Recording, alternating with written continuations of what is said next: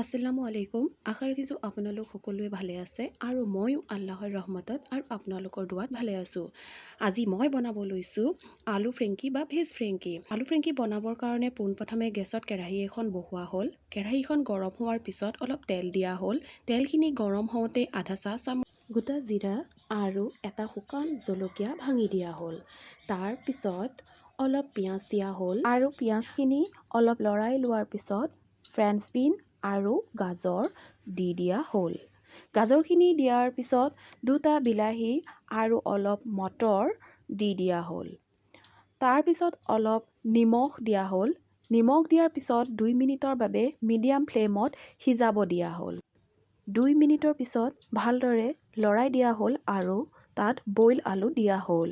আলুখিনি দিয়াৰ পিছত আধা চাহ চামুচ হালধি পাউডাৰ, আধা চাহ চামুচ ধনিয়া পাউডাৰ, আধা চাহ চামুচ জিৰা পাউডাৰ, সোৱাদ অনুযায়ী নিমখ আৰু 2 চাহ চামুচ জালুক পাউডাৰ দিয়া হ'ল।